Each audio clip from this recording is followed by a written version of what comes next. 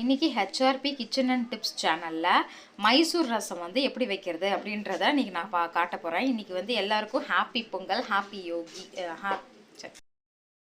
இன்னைக்கு வந்து நம்ம வீடியோவில் வந்து மைசூர் ரசம் எப்படி வைக்கிறது அப்படின்றத பார்க்க போகிறோம். ஃபர்ஸ்ட் ஆஃப் ஆல் எல்லாருக்கும் அட்வான்ஸ் ஹாப்பி பொங்கல்.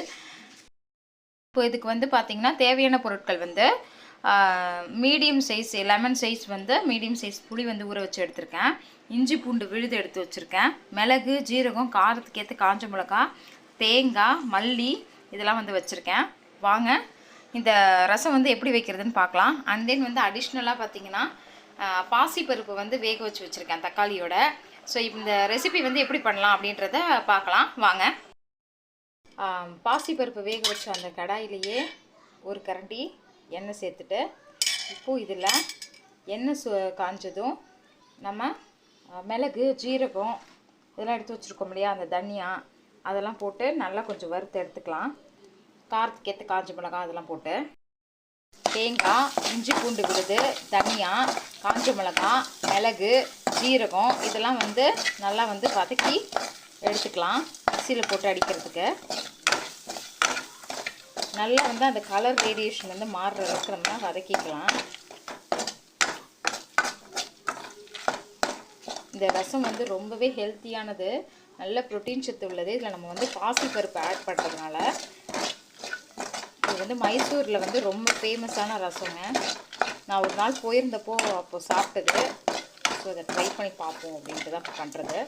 நீங்களும் வீட்டில் செஞ்சு பார்த்துட்டு எப்படி இருக்குன்னு சொல்லுங்கள். ப்ளீஸ் லைக் பண்ணுங்கள், சப்ஸ்கிரைப் பண்ணுங்கள், ஷேர் பண்ணுங்கள், தயவு செஞ்சு சப்போர்ட் பண்ணுங்கள்.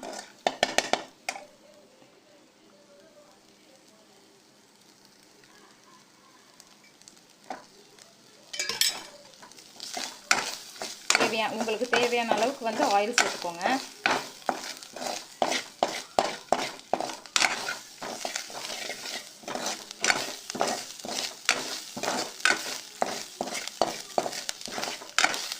அந்த தேங்காய் வதங்கும் பொழுது அதோட ஸ்மெல் வந்து சேஞ்ச் ஆகும் இல்லையா, அந்த அளவுக்கு வந்தால் கூட போதும். நல்லா வந்து இது ப்ரிப்பேர் ஆகிட்டுருக்கு.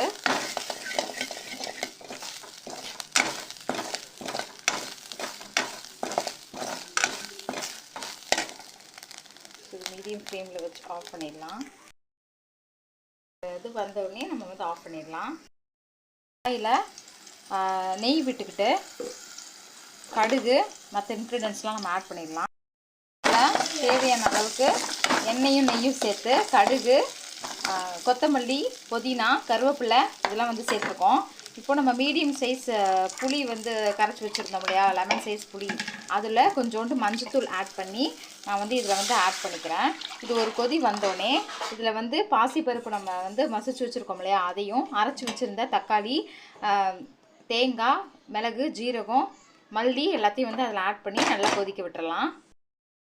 இதில் வந்து நம்ம தேங்காய், மல்லி, மிளகு, ஜீரகம் இதெல்லாம் காஞ்ச மிளகா இதெல்லாம் வந்து வறுத்து வச்சுருந்தோம் இல்லையா, அதோட பேஸ்ட் வந்து இங்கே இருக்குது.